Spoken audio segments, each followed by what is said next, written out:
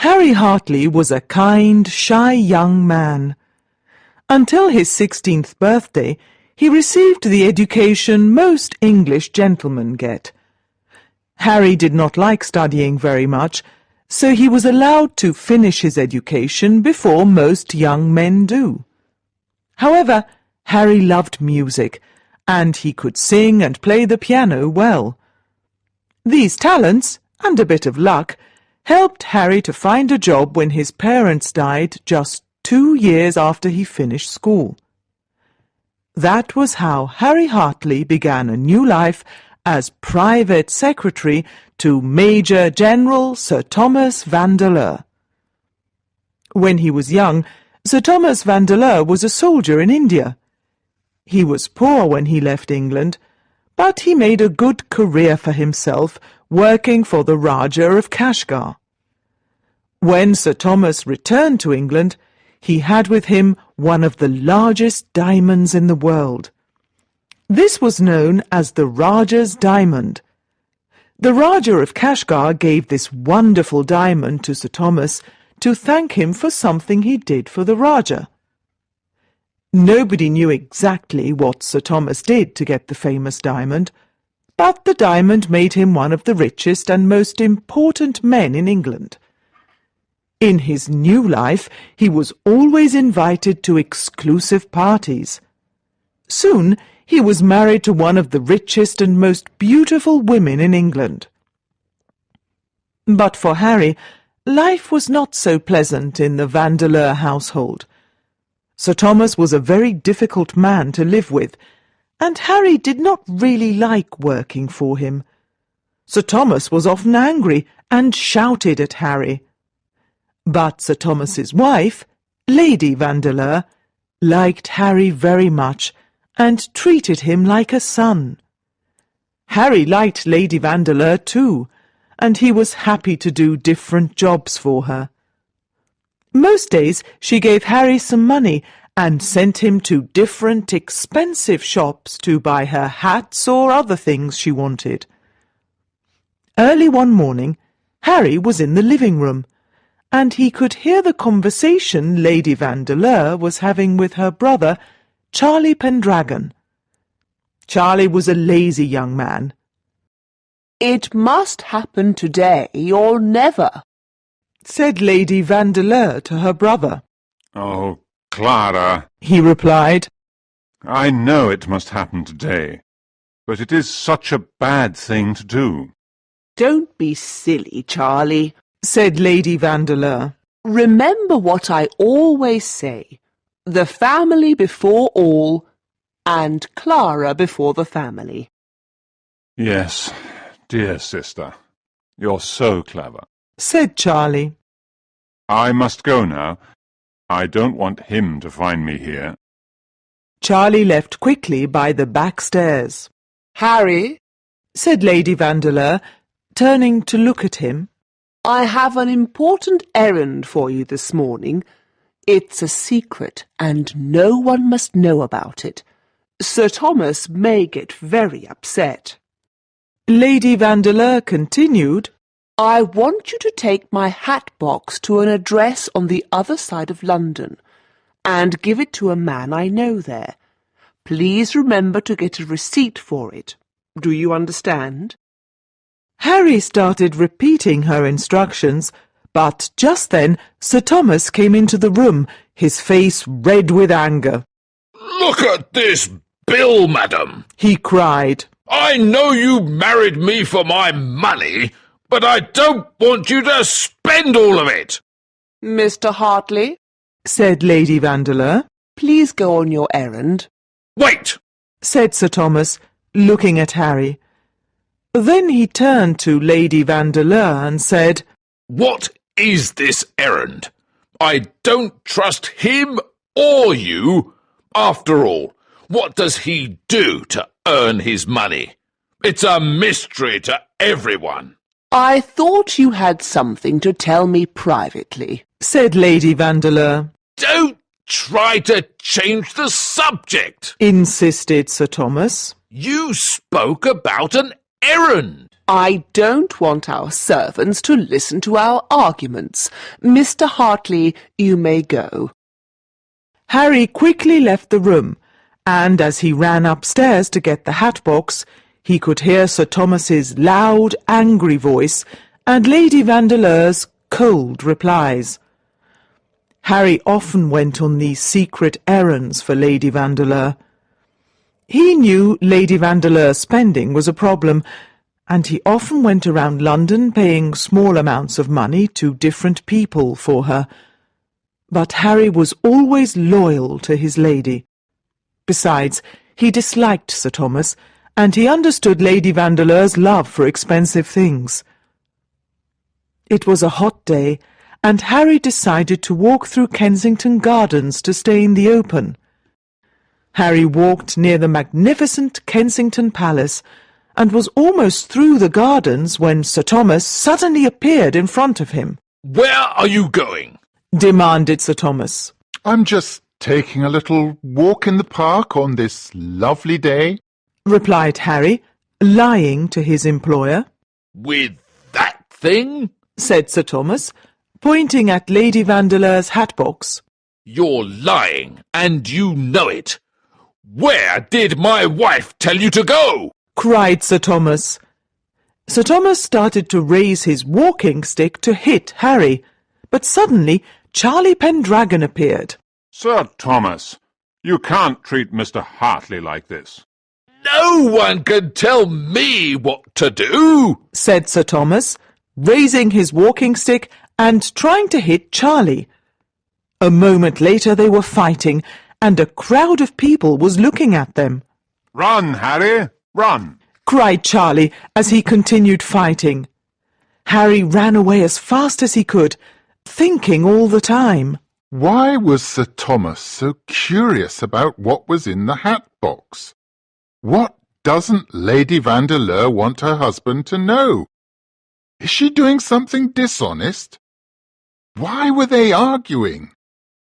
But Harry stopped thinking when he suddenly realized that he was lost. He was now in a very narrow street. It had high garden walls on both sides. Everything was still and silent. As Harry hurried along the street, he wondered where he was. This part of London was completely new to him. While he was wondering where he was, someone shouted his name. He turned around and saw Charlie Pendragon coming quickly after him. He looked angry. Harry knew that Charlie helped him earlier, but by now Harry was so frightened that he ran. He knew that he had to hide. He ran around a corner, climbed over a garden wall, and fell over into a garden with a soft thump. Harry was not hurt, but he lay on the soft, wet ground for a few seconds and thought, What am I going to do now? But he had no time to think any more. A large man was looking down at him. He picked Harry up easily and stood in front of him. Who are you? Demanded the man angrily. And why did you come into my garden in this way? Harry was too frightened to speak, so the man went on. Speak up, young man, or I'll take you to the nearest police station. Just look what you have done to my flowers. But as the man looked at the ground, his eyes opened wide and he said, What's all this? Harry looked where the man was looking. The hat-box was open and, all over the ground around them, between their feet and under the roses, were diamonds. There were diamond rings, diamond earrings, a magnificent tiara made of diamonds, and dozens of diamonds shining in the sun. Harry could not think of anything to say. All he could do was look at the diamonds. The man was silent for a long time, too, before he finally spoke. Now I understand. You stole these and ran away. But don't worry. I see there are enough for two here. He went down on his knees and started to quickly pick up the diamonds and put them back in the hat box. Let's go inside, where no one can see us, said the man, getting up. The two men walked across the garden. Harry was so afraid he still could not speak. He understood that he was in big trouble. The idea that Lady Vandeleur was doing something dishonest made Harry sad. He thought, "Now I understand why Sir Thomas shouted at his wife before I left the house. She's spending too much money. She probably wanted to sell her diamonds to pay her bills." Just as Harry and the man were about to go into the man's house, a young man came into the garden. By the way he was dressed, Harry could see he was either a priest or studying to become a priest. The older man touched Harry's arm and whispered, "Don't say a word." Then he said, Hello, Mr. Rollis. This is a young friend of mine who came to see my beautiful roses. "How do you do?"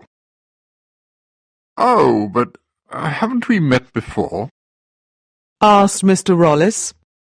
"Aren't you Mr. Hartley?" The man did not give Harry time to answer. He quickly pushed Harry inside the house and said, I'm sorry, Mr. Rollis, but my friend can't stay long. We really must go now. So Harry and the man went inside and left Mr. Rollis outside in the garden. The man immediately closed the curtains, and then he sat down at the table. He divided Lady Vandeleur's diamonds into two unequal piles. He gave the smaller one to Harry. Now leave, and don't ever come here again, he said angrily. Harry did not know what to do, but he knew he could not fight this man. The man then pushed him into the street, and he fell to the ground.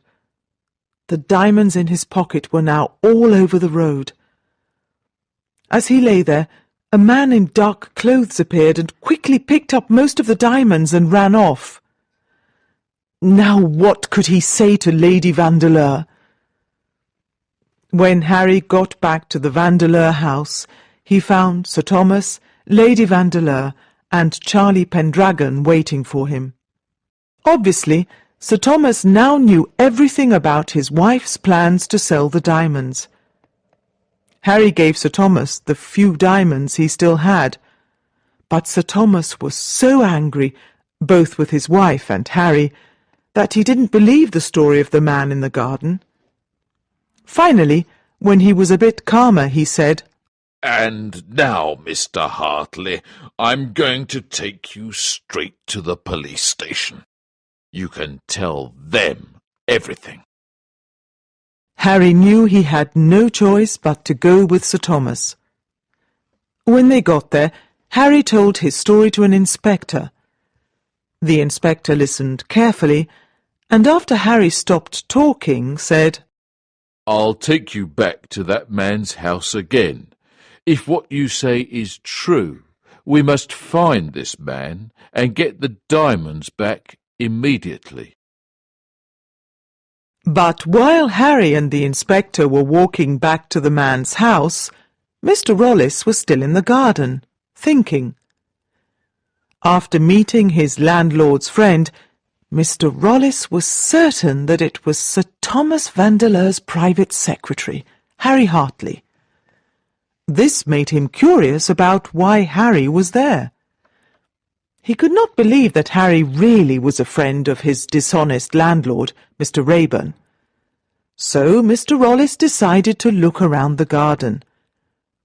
He noticed some damaged roses near the garden wall, and was curious to find out why. This was very strange, because Mr. Raeburn loved his roses. Near them, he saw a piece of material, and recognized it as the same material as that of Harry's trousers. Now he knew how Harry got into the garden, and how the roses were damaged. Well, well, this is becoming quite interesting, thought Mr. Rollis. Just then he noticed something buried under the roses. He quickly dug it out with his foot. It was a leather jewellery box. Clearly, his landlord and Harry did not know about it. Mr. Rollis turned the box in his hands. He then opened it and was amazed to see what was inside. On a piece of soft green velvet was the largest diamond Mr. Rollis ever saw. He knew very little about diamonds, but he knew at once that this was very probably the most precious diamond in the world. Chapter 3. The Prince and the Diamond Hunter. The more Mr. Rollis looked at the Rajah's diamond, the more he was attracted to it. It was as large as a duck's egg. Mr. Rollis next did something very unusual for his character. He quickly looked around the garden to see if anyone was there. When he saw that no one was there, he quickly put the box with the diamond inside his pocket. Then he quietly left the garden and took it back to his room. Now Mr. Rollis was a thief. Mr. Rollis still needed to talk to his landlord, so he returned to the garden. A few minutes later, the police inspector arrived with Harry Hartley. Terrified, Mr. Rayburn immediately gave back all the diamonds he had. As for Mr. Rollis, he told the police what he knew and added, "I suppose your investigation is finished now?" Oh, no, we're still missing some other jewels. There's a magnificent tiara, and also the most valuable piece, the Rajah's diamond," answered the inspector. "I suppose you'll find it soon. It must be very difficult to sell such a famous diamond," replied Mr. Rollis nervously. "Not really. The thief can cut the diamond into smaller pieces, then he can sell them separately," said the inspector. After everyone left, Mr. Rollis returned to his room. He was happy that now he knew how to sell the diamond. There was only one problem. He did not know how to cut diamonds. He looked in all his books, which had no useful advice at all, but then he remembered an old friend in Edinburgh. "Of course. Why didn't I think of it before? My friend's a jeweller. He can teach me how to cut diamonds," thought Mr. Rollis. He decided he could not wait, so he decided to take the night train to Edinburgh the next day. The following afternoon, he left his bags at the railway station because his train was not leaving until the evening. He had time to have dinner at his club first. He met a friend of his when he arrived at the club. "You're lucky to be here tonight.